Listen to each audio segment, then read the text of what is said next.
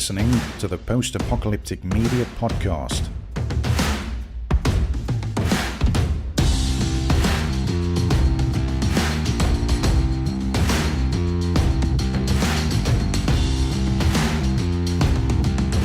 All right, we are live.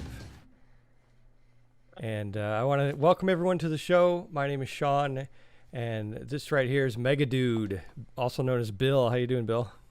Okay. Hey, Shawn. How's it going? Pretty good. Yeah. As you may have noticed, Val looks different this week, and Bill's joining me this week.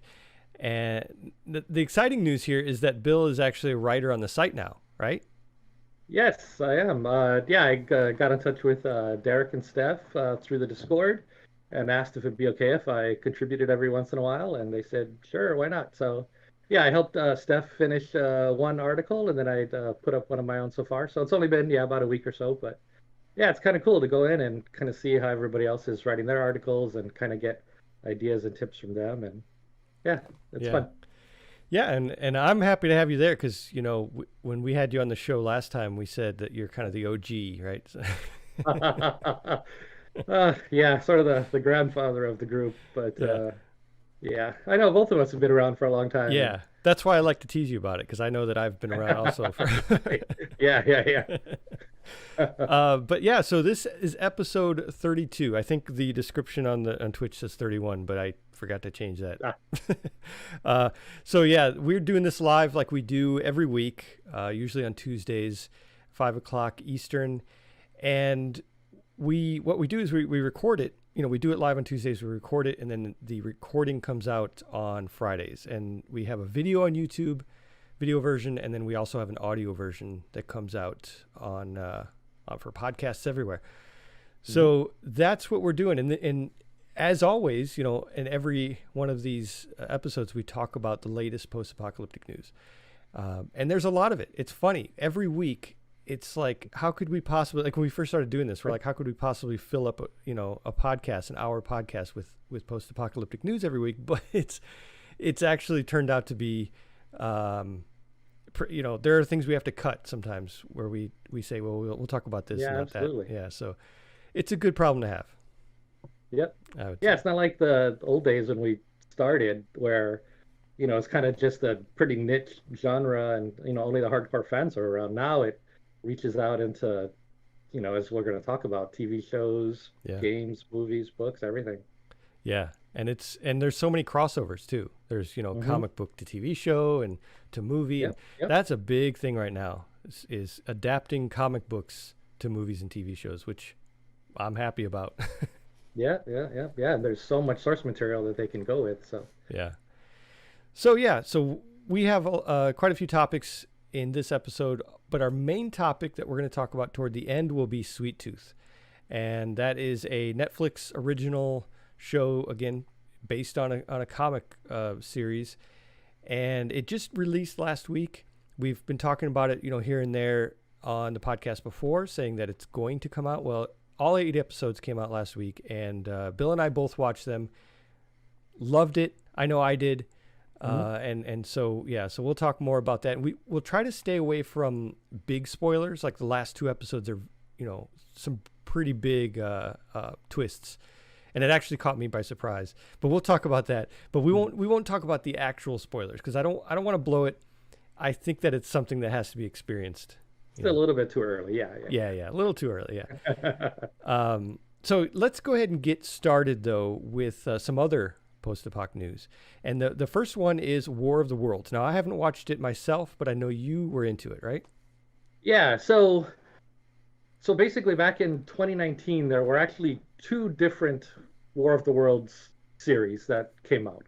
One was just a 3-part BBC series. That one took place back in the, I guess they call it the Edwardian era, which I had to look up, and it's basically in the early 1900s. And so that one is kind of a more traditional take on the War of the Worlds story that we're all familiar with. That one is available for free on Amazon Prime if you want to go pick it up or take a look at it. But then separately from that, there was a second series also called War of the Worlds that came out in 2019. and that is the one that is on Epic's channel, which I guess is a kind of a MGM uh, family of content and such. Um, and so in 2019, there was an 8 episode run, and this one is more of a modern take. It takes place today, and basically some of it's in France and some of it's in England, and then they sort of blend the characters together and such. So if you want to see season one, which again aired in 2019, it is available for free in its entirety on either epics.com or if you go to Amazon, and it's there free as well. I don't know if you have to have Amazon Prime for it to be available to you, but it's part of the Amazon Prime channels where they add on kind of some Epics content. Yeah. So the show itself, like I said, I've only watched season one. I haven't watched any of season two yet, which if you look on the article on post-apocalypticmedia.com, you'll see that season two just premiered this past Sunday. They actually put up 2 episodes of season two, which I haven't seen yet. But season one, I actually thought was pretty good.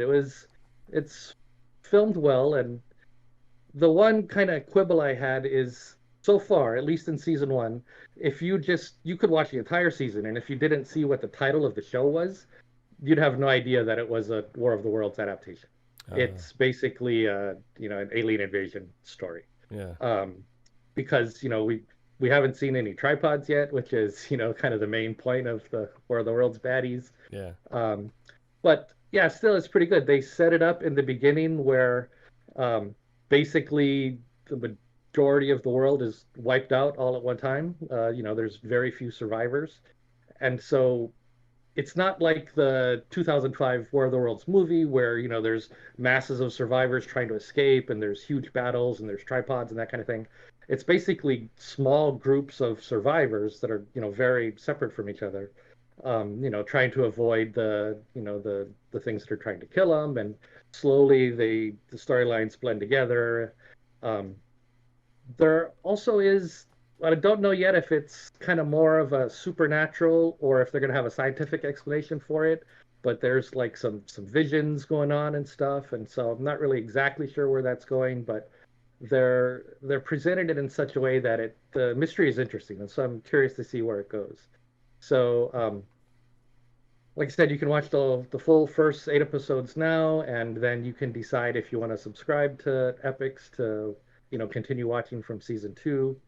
I guess Epix is about $6 a month, so you'd only have to sign up for maybe a month or two to watch all 8 episodes of season two. Yeah, that's the way to do it. That's the way I always do it. Like when The Walking Dead comes out, we wait a little while, and then and then we get it and we try to catch up. Yeah, I think everyone does so that. if you wait until next month, you can just pay your $6 and you can watch all 8 episodes of season two at one time. Yeah. That's the cheap man's way of doing it. That's me right there. Yeah. All right. Well, I mean, that sounds cool. I like you said, there's a movie in 2005. Of course, it's all based on when was that? When did that come out? Like the 40s? 1898. Oh, 1898 was the original. Yeah. The novel. Yeah. But then the movie itself, when that came out, and it scared the bejesus out of everyone. When was that? Was that? Oh, so what you're talking about is the radio play. Yeah. Oh, that's right. Yeah, it was a radio play. Drama. Right. Yeah. That was 30 something, 35, 39, something like that. Yeah. So, yeah. What Shawn was talking about is there was I think it was Orson Welles who produced it, and they put on a radio drama, based on this alien invasion story.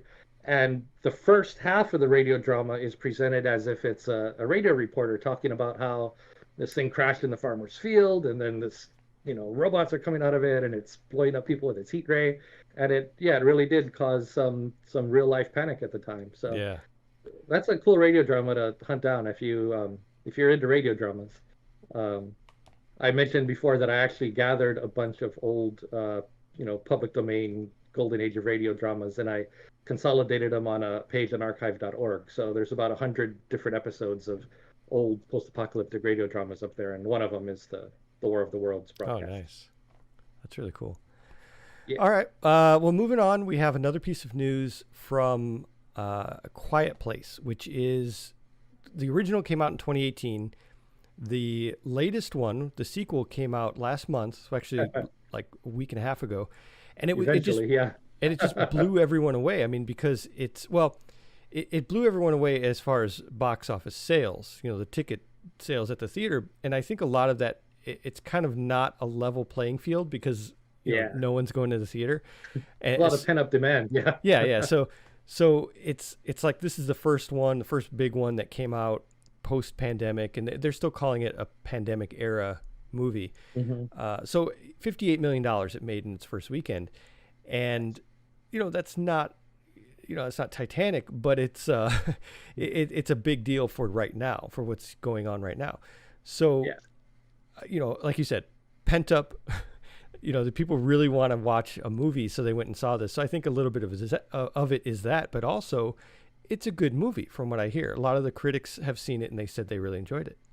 Yeah, I haven't yet seen it myself. I did, watch the first one in theaters, of course, and I really liked that one. I wonder if the movie, box office would have been even bigger if they hadn't already pre-announced that A Quiet Place 2 will be on Paramount Plus 45 days after the theatrical release. Yeah. Because, usually we have to wait, maybe 90 days or, 3 months or so before it can get to a streaming service. But that's part of the reason why I didn't, make the effort to go see it in theaters, is because I do already have Paramount Plus. And so I'm basically just going to wait for it to come out there and then, watch it at that point. But yeah, it's good to know that, it is getting, such a big, following. Just, gives hope for, more of that storyline in the future. Yeah. And one point I've heard, kind of on the side of going to watch it in theaters, is that there's some pretty good jump scares. So I've heard that it's actually worth seeing in theaters. Maybe everyone else heard that, and that's why they went and go see it right away.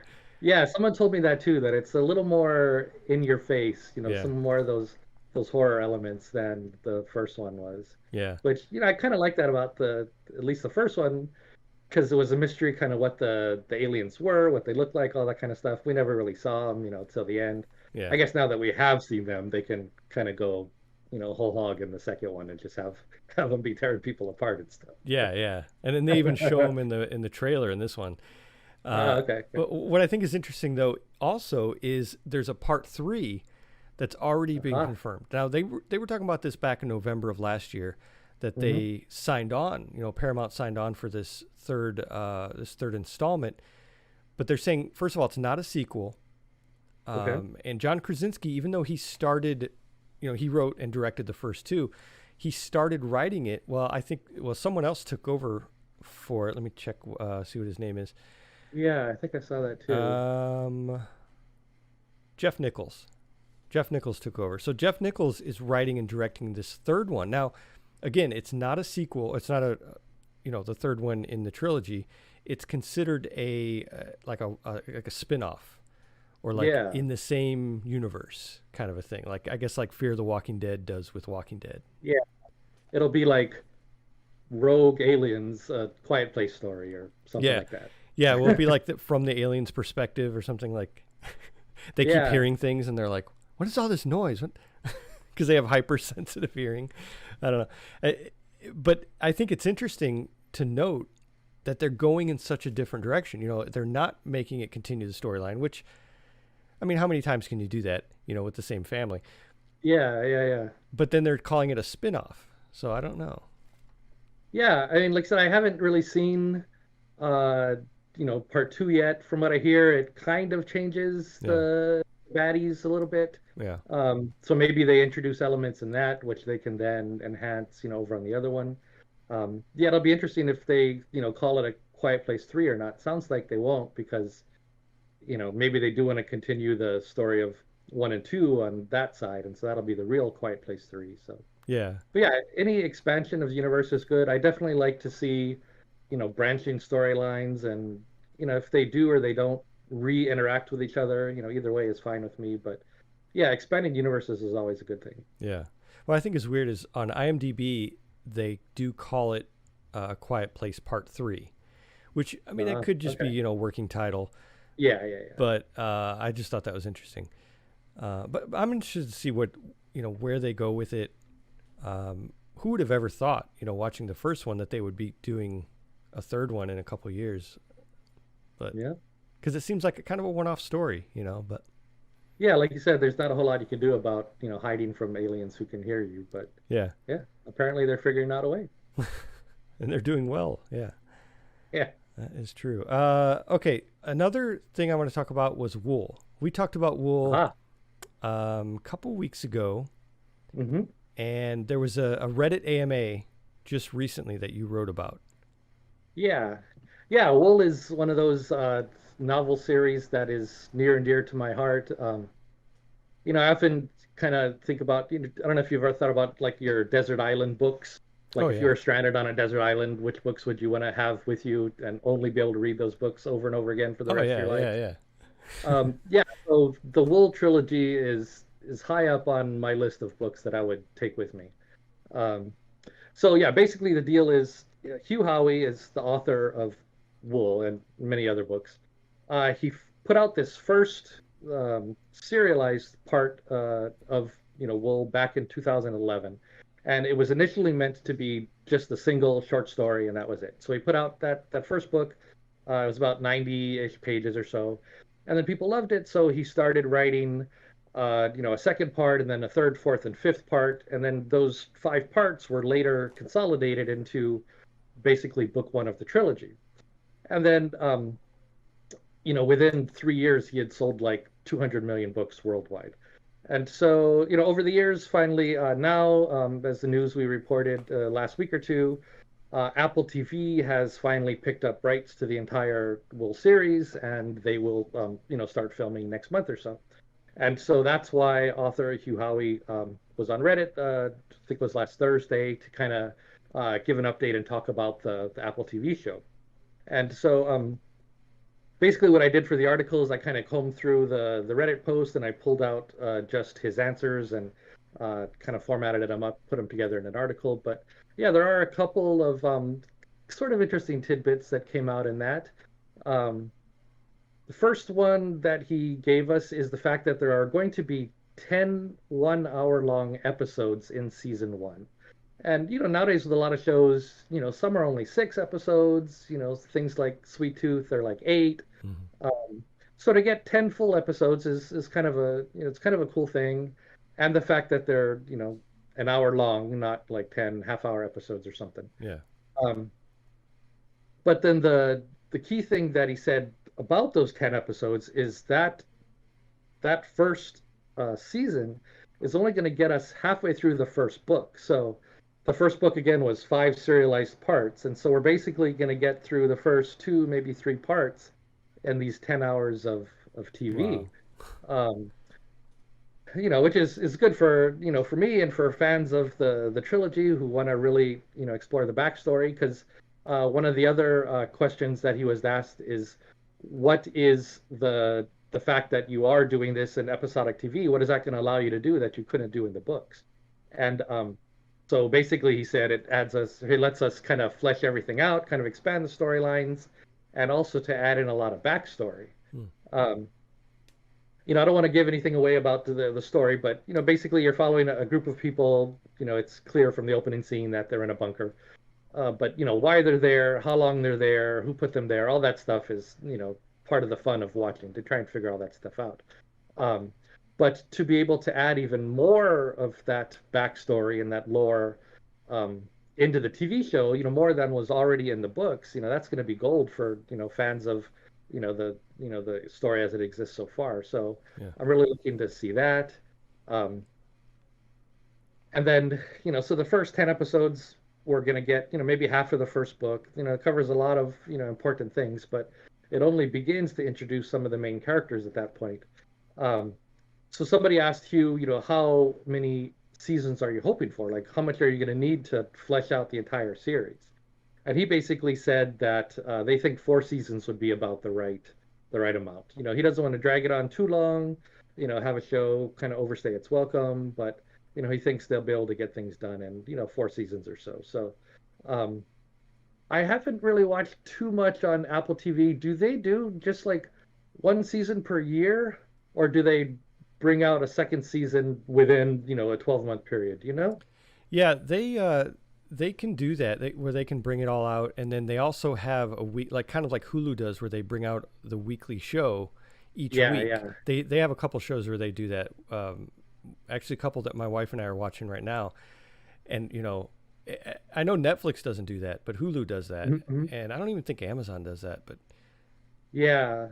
Yeah, I mean, I prefer to binge to watch them all at one yeah, time, but for, like Handmaid's Tale, I'm watching them, week to week, and um for Wool, when it comes out, I definitely will be keeping up, week to week. So, yeah, I guess, yeah, that might take 10 weeks or so. Hopefully, we don't have to wait, a whole year for a season two to come out. But yeah, I think that's definitely going to be, one of the shows to watch. So Hugh says that the filming of the show is going to begin next month in July. Um, and so when that happens, I'm sure there'll be a lot more leaks and we'll get, more information about the show and yeah, casting and such. So far, we've only seen one confirmed uh, cast member, which I think you reported on in your initial articles. Rebecca Ferguson has been cast as the character of Juliet. She is sort of the main, you know, uh, protagonist that you would follow through all of the books. She's kind of the main of the main characters.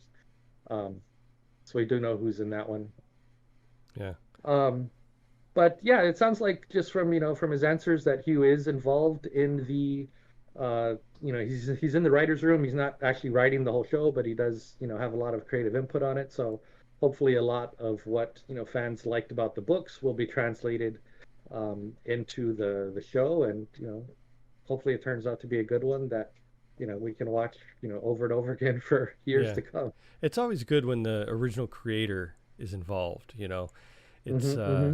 it just it adds more merit to it, and so Yeah, and some of the times where like I'm just thinking of the recent miniseries of The Stand, where Stephen King didn't have a lot to do with writing episodes and stuff, and it wasn't the greatest adaptation of a Stephen King book ever. But yeah, yeah, so it is always a good sign when the original writer's there and he's like, oh well, I did this for this reason, and you know this is important because of this, and maybe he did have backstories in his head that didn't get on the paper that he can now introduce to the other writers and they can flesh those out. So yeah, yeah, I have high hopes for this, and especially being on Apple.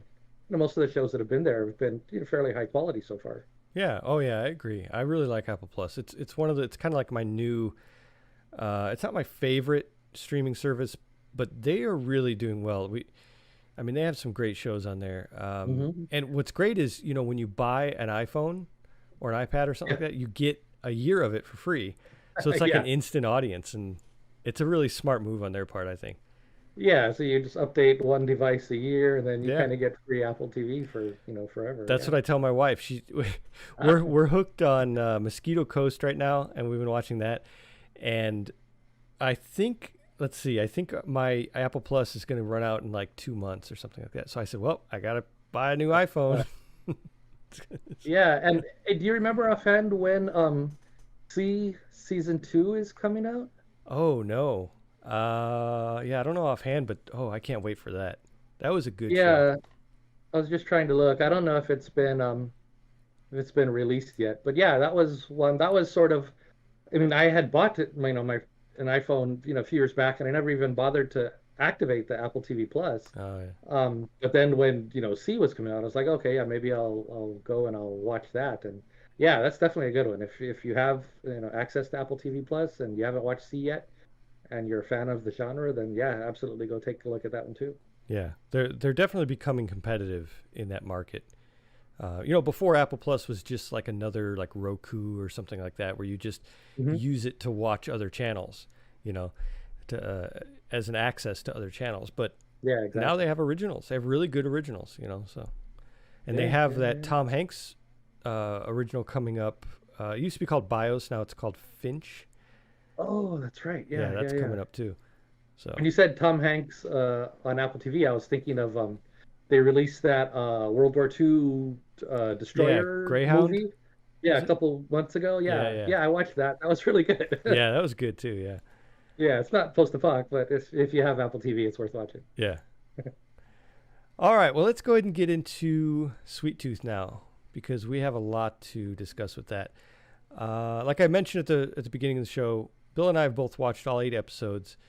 I think it's safe to say we both enjoyed it, Hmm. and I want to talk about the show itself, what it's about, but not give anything away at those last 2 episodes because I usually, well, I hate to sound pretentious, but I I pride myself on guessing what's going to happen in a lot of these shows. I'll say it to my wife when we're watching. I'm like, this guy's going to be the one that at the end, and it usually turns out. A lot of shows are so predictable.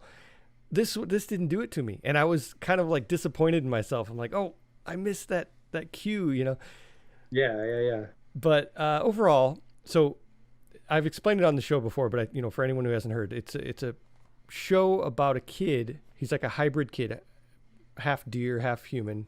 Not really half, but and Yeah. after this big event called the Big Crumble, takes it kills a bunch of people. There's this virus that wipes out a lot of people. They call it the sick, and it's kind of parallel to what we're experiencing now. I mean, on a much bigger scale. And they don't know at first if this pandemic caused the children to be born as hybrids, because every child born after this happened were all hybrids of some animal. They didn't know if it was the children that came first that caused the pandemic or the pandemic that caused the children to be born like this. Now, we do find out later, later in the show, but uh, it's it's kind of a show that when you first look at it, you first watch these trailers and you say, this looks like a kid's show. And I think a lot of people wrote it off as that maybe when they first saw it, because you have the 9-year-old boy and they're going for the cute factor. They show the cute kids, the infants who are born, and they all have different, animal parts on their faces and stuff like that. Yeah. And I think a lot of people saw that and they said, wow, that might not be for me because it looks like it's a kid's show. Well, I wrote an article about it last week saying it's not a kid's show.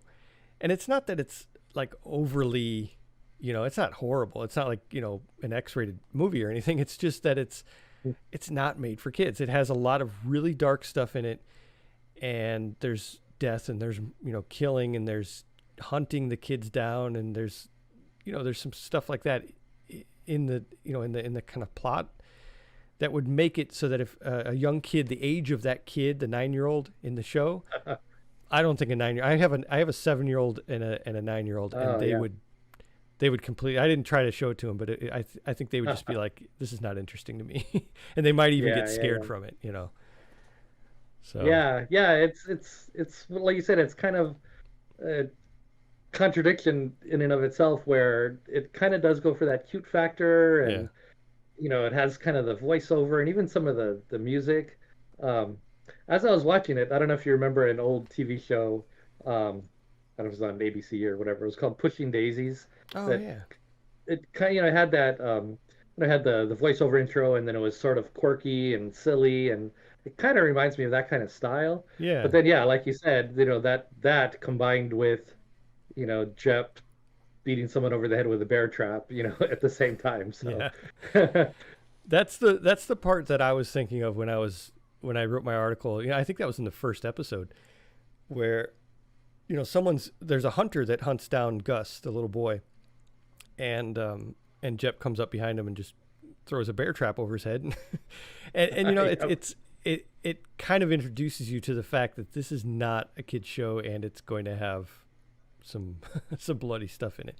Now they didn't. Yeah. I guess they didn't really get. It wasn't like Walking Dead gory. Hmm. They just kind of threw it over his head and then they cut away. But Yeah, there's not a lot of gratuitous blood or gore, but no. you'll see the guy take the swing, but then you won't actually see the results of it, kind of Yeah, thing. and I wonder if they did that to just in case people wanted to watch it with their kids and but to me it's like you have to pick Yeah, one. You it can't doesn't do all go of it. enough that you can. It's not kid friendly yet. Yeah, yeah. But yeah, like you said, we have The Walking Dead, Fear of the Walking Dead, Black Summer 2 coming out. Yeah. And those do have the, that higher level of actual on-screen gore and violence and all that. So maybe they wanted to kind of position themselves a little bit away from all those other ones so they Yeah. don't, always get compared in the same breath. So, Yeah, that's a but good point. yeah. I But think yeah, I mean, I was gonna say I definitely, really like the show. Like I said, I like the way it's a little silly and a little quirky. Um, I often don't love, kid or teenage characters. They make bad decisions a lot of the time, and you're like, "Ah, kid, why are you doing that?" And yeah. there's a little bit of this in a little bit of that in this show, but Yeah. at the same time, yeah, the main character Gus, he's kind of so cute and so almost innocent and naive because he was brought up away from everyone. Um, so you kind of give him a pass on that, and yeah, Yeah. like all the other characters, Jeff and Bear, and you know, they seem to care for each other, but at the same time, they're out to survive, and like you said, there's bad stuff going on in the periphery that's catching up with them. Yeah. And I think it's funny the way that things play out. It starts out where even through that first episode, I guess until the end, you're really like, this could still be a cutesy family movie. And then they get away from that. Like they go to different, they kind of, I don't know, in any kind of movie like that, where like The Stand, for instance, where they'll go to different groups and they'll go from their point of view, their perspective.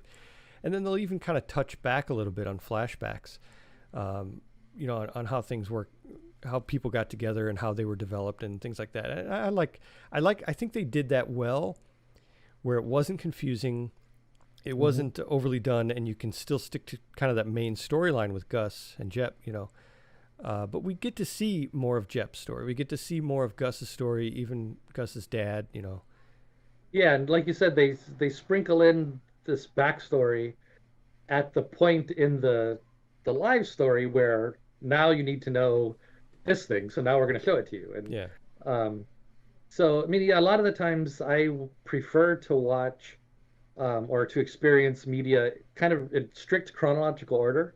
Um, so like for the recent the Stand miniseries, it came out and it went back and forth, right? Yeah. Flashbacks. Yeah.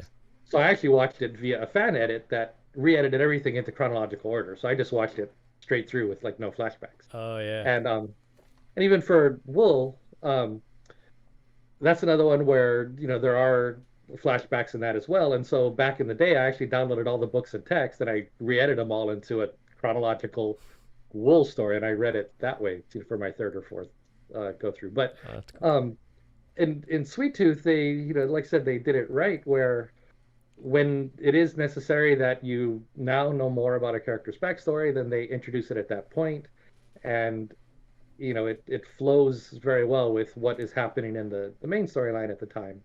It doesn't give you like major spoilers, but it's enough to keep you interested, and Yeah. yeah, it's made very well. Yeah, I agree. I think it's interesting too. There's an article on Den of Geek that talks about the differences between the show and the comic book. And I was always curious about this because I never read the comic book, but they go through point by point and kind of talk about, what it is that made the TV show. I mean, a lot of times, when there's an adaptation like this, people get a little cynical about that adaptation, and they say, oh, you made it too kid friendly, or you made it, you didn't left out a lot of details. Well, that's kind of what they say on here. They say the comic books are darker, which I could see. Okay. I mean, it's still the Yeah. TV show is still kind of dark, but I could see it. It seems like they're holding back a little on the darkness. Yeah. Like you said, we see the swing, but not the crunch. They could have added Yeah. all kind of blood and gore, and we've seen characters that are big and strong, but they're still kind of sweet on the inside, or they're sort of like I said, they're caring for each other. Yeah. In a real apocalypse, they might be a little darker. Maybe they enjoy killing people, or Yeah. Well, that's one of the things. Like the dad, Gus's dad, he calls him Pubba. In the comics, apparently he's a little more cuckoo. Like he lost his mind from being out in the woods for many years, and by himself, or with Gus, and so he has a little bit more of a kind of a fanatical point of view. And actually, I thought this was interesting. So there's, the doctor, Dr. Singh. Dr. Singh, yeah. In the comics, according to Den of Geek, they say that Dr. Singh read some of Pubba. What's his name? The dad. I forgot. Richard Fox. Oh yeah. Oh no. Yeah. Something. Or you mean the actor? No, I meant the character. Yeah, I think it's something. I thought it's Richard Fox, the dad. Yeah. So the so Dr. Singh reads these writings of his. I don't know how he got a hold of them, and he believed that Gus was a god, and so he kind of fell into that mindset, thinking that Gus was this god, and that's a whole. I mean, I can't imagine that in the TV show because that would be a whole different thing. Yeah. So it's interesting, especially because Dr. Singh is he's a man of science, and he doesn't seem like the kind, unless he went a little cuckoo also. I mean, who knows what the world is like in the comics if the virus maybe had some other effects on people. Yeah. Well, I mean that might be it too. But I found that interesting, and then there's the darkness of the characters themselves. Like Big Man, Jep. He's supposed to be a lot darker, and we kind of get a hint of that because he's a former mercenary.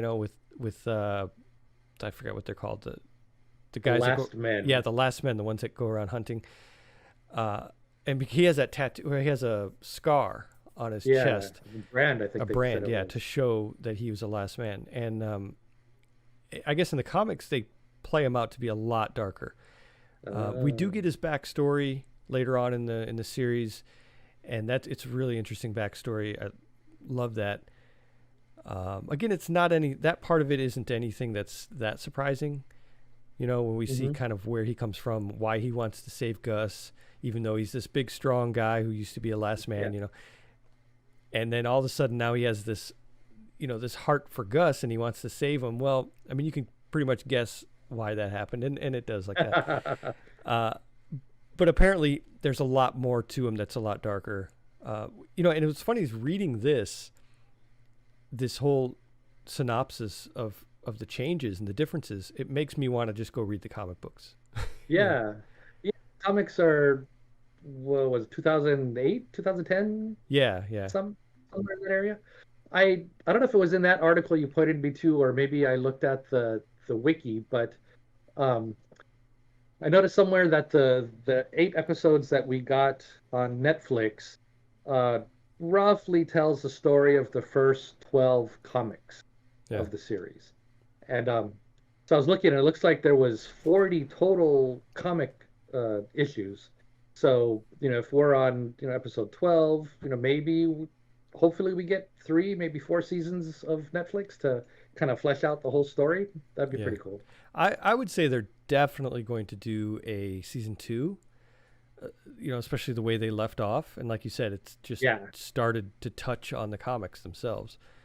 Yeah, and I was looking on Rotten Tomatoes. It has something like a 98% critics positive score and a 92% fan score. So I mean, Netflix would be a fool to cancel this one. Yeah, it's the #1 show on Netflix right now, which is pretty cool.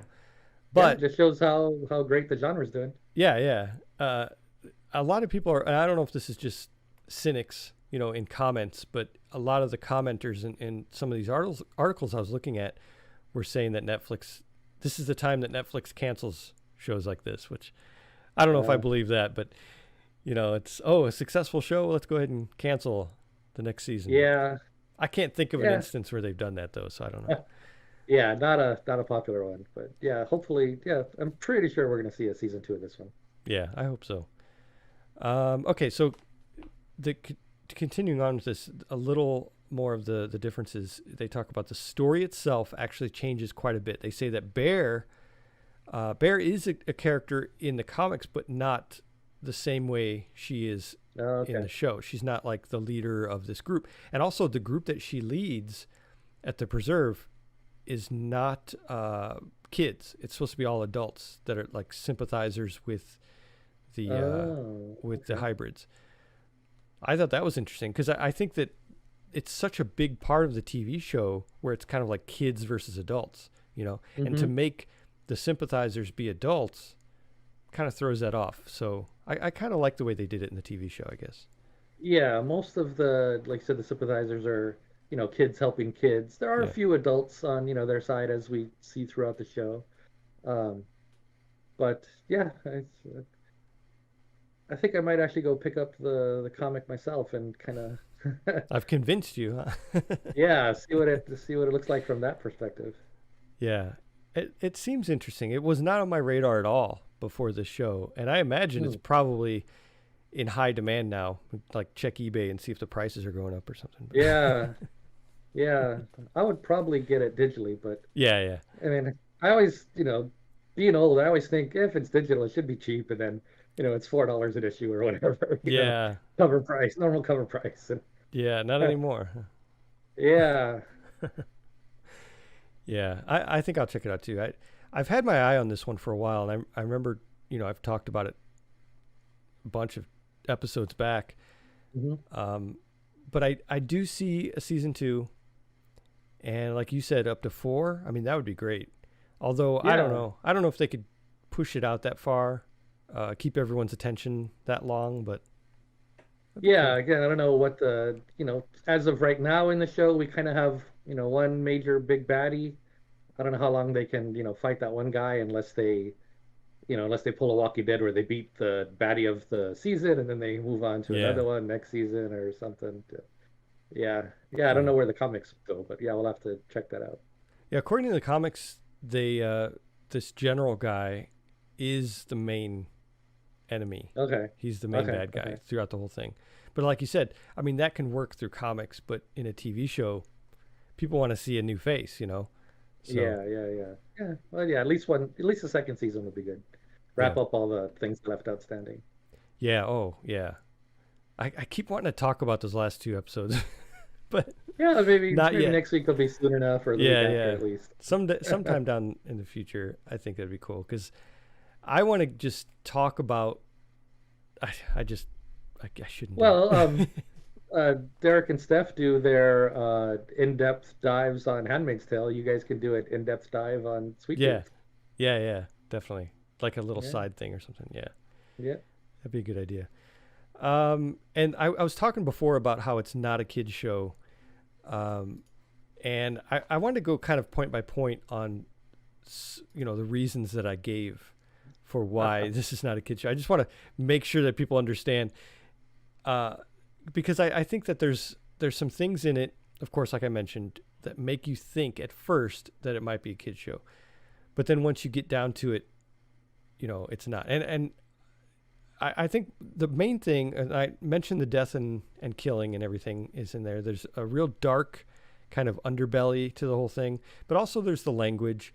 They don't really, they're pretty unapologetic about their language, which I'm not a huge, like, I don't, it's not a big deal to me, hmm but it's enough to where not only did they get a TV 14 rating for it, which basically means you should be 14 to watch it, but also I noticed this is Netflix has a separate part of their streaming service called Netflix Kids, and Oh, okay. my kids, that's all my kids watch. We just switch over to Netflix Kids and then they can watch whatever they want from there. Oh, Well, they okay, don't okay. have Sweet Tooth on that side of things, which means that Yeah. Netflix themselves are like, this isn't really for kids. So Yeah. I think that's a good indicator right there. Uh, And then another thing I want to talk about, I want to talk about this all day.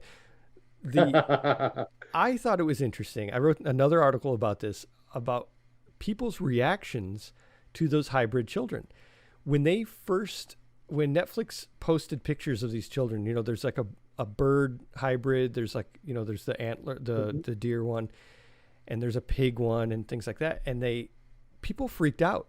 People were like, this is nightmare material. They're saying it's terrifying. And I didn't really get that at first. I didn't really think it was cute, but I didn't think it was like nightmare material. What did you think about it when Yeah. you saw it? Yeah, I mean, I do think they're kind of cute. So basically, what we're talking about is like a little baby, picture a baby. He might have like little stub horns and, maybe like a patch of fur coming Yeah. down his nose, or might have like a pig nose, or you know, yeah, I mean, they're cute to me, nothing scary, but on social media, people are free to just kind of, say what they want or kind of, you know, kind of overstate their opinions just because they want to engage and kind Yeah. of, get a back and forth going. But yeah, I mean, I don't find them scary, but yes, it is interesting that people do. And, if will those people then watch the show or not, or are they scared away? Yeah. And then after they do watch the show, I wonder if they kind of change their opinion of these, the weird goat boy, Yeah. after, seeing goat boy in action and, is he Yeah. still scary or what? I think it's ironic too that people's reaction to this, because that's what a big part of the movie is. The movie is about humans who reacted poorly Yeah, to hybrid children that's being born, and exactly they're true. trying to eradicate them. And well, here you go. We have an instant movie. Yeah, The movie's playing itself out in Twitter. it's life imitating art, as they say. Yeah, It's yeah. exact. And so that's Yeah, why so, when I wrote the huh. article, I said it's like ironic that people are freaking out about it. It's like that's what the show's about, people. Yeah. Wow, yeah, I hadn't ever thought about it that way, but yeah, that's cool. Yeah. Uh, okay, so we have one more topic that you want to talk about, that adaptation, the book adaptation. Yeah, just briefly, just something that came across the news feed the other day. There's a series of books called the Broken Earth trilogy by N.K. Jemisin, and I myself haven't read these books, but apparently they're very popular. Um, the first book in the trilogy came out in 2015, um, and at the time it won the Hugo Award, which I believe is best sci-fi novel of the year. Hmm. Um, and then book two of the trilogy came out, and that book also won the Hugo Award.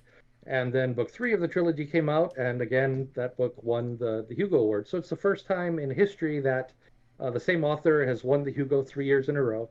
And it's also the first time in history that all three books of the trilogy won the Hugo. So, these books are, highly acclaimed and, have a large following.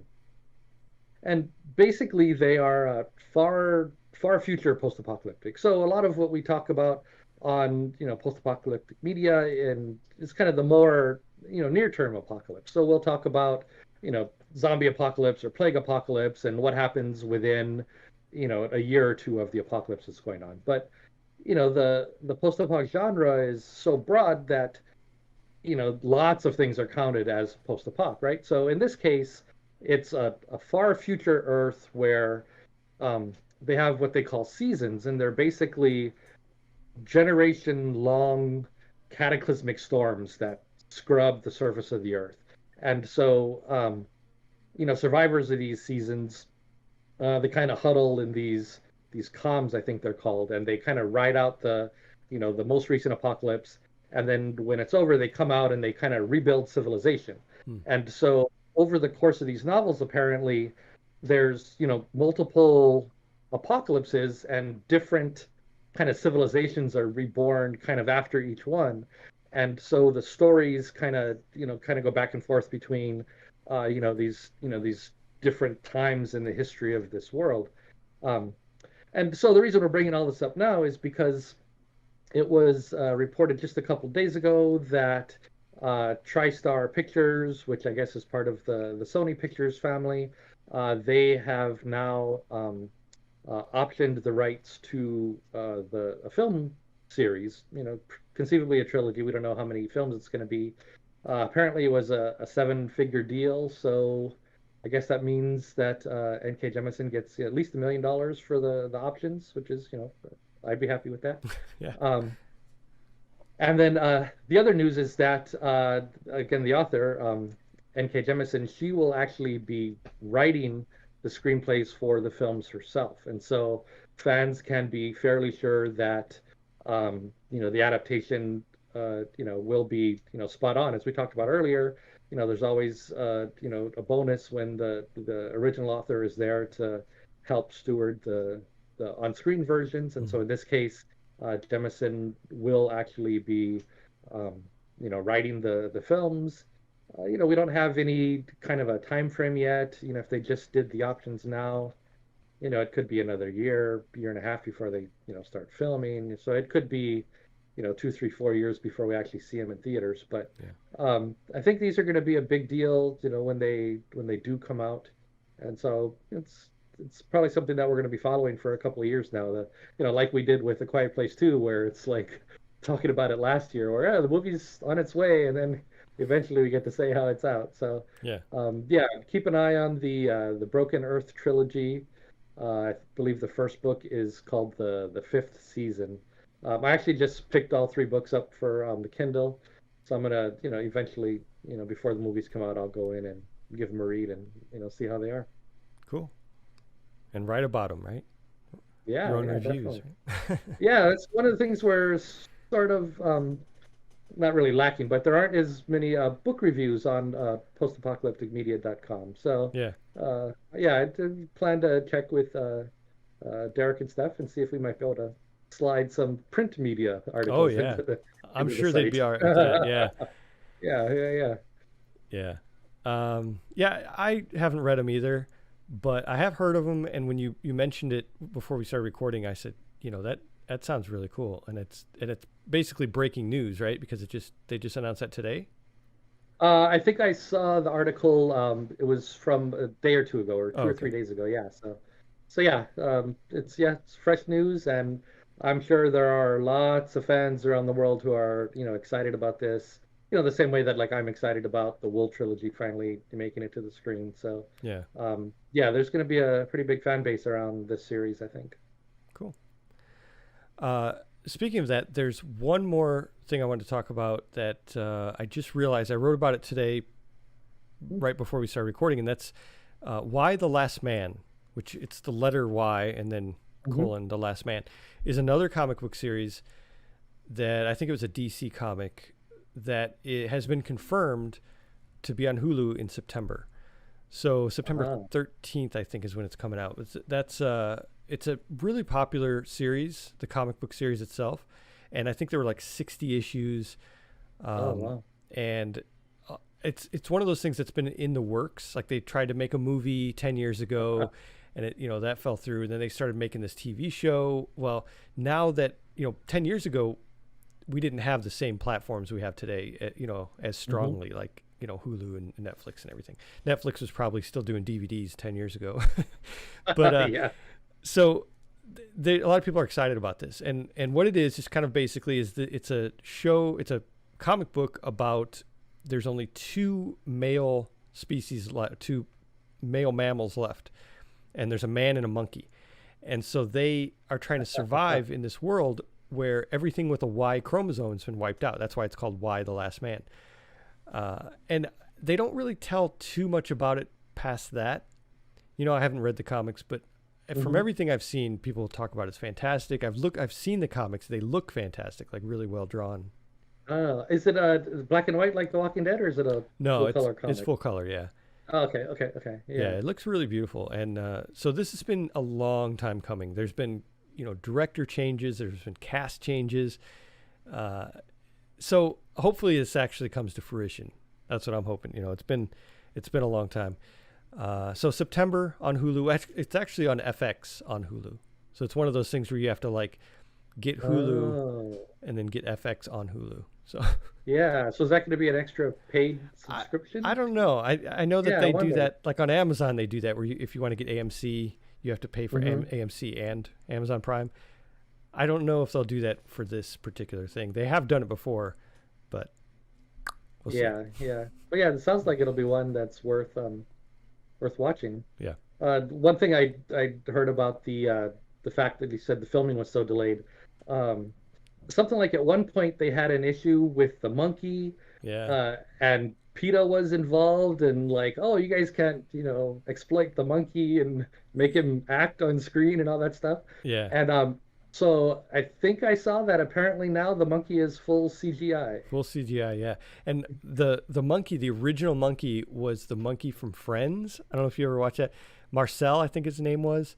He was like Ross's pet monkey. So they were trying to get that same monkey to be in this. Yeah, I mean that was 10 years ago. So who knows? Yeah, that's how long they've been working on the TV show, right? Yeah. Yeah, I mean people know what Friends is now because of the reunion. But if you said a couple of years ago, people would be like, "What?"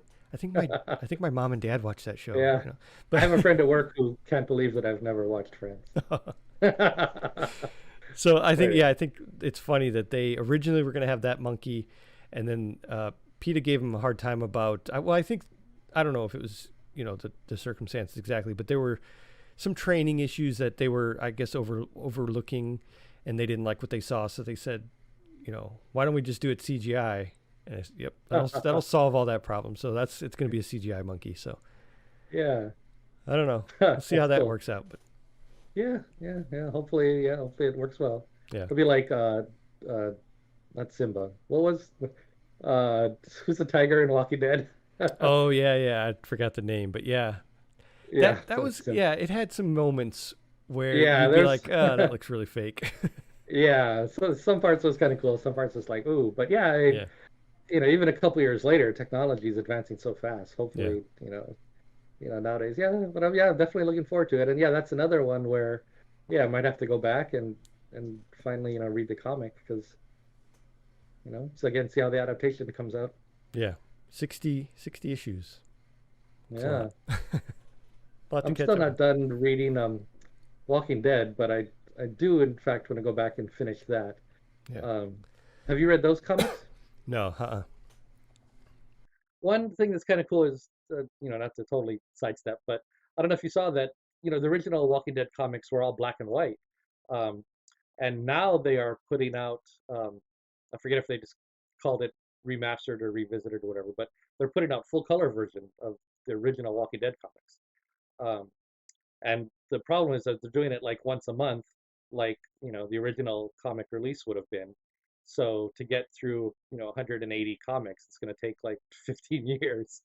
But, I'd rather, go back and read the color ones, when they're available finally. Sorry, I'm losing my voice. Yeah, that always happens to me too when I talk too much. I just swallowed wrong. Messed up my voice. Aha. Anyway, Yeah, so that well, means we should probably wrap this up, huh? I lost my voice. yeah. But we are at the end anyway, so I want to thank everyone for watching. And we do this every week, every Tuesday. So if you want to learn more about the post-apocalyptic news, that we write about on the site, check us out every Tuesday at 5 p.m. here on Twitch. And we'll see you next time. Bye, everyone. Have a nice apocalypse.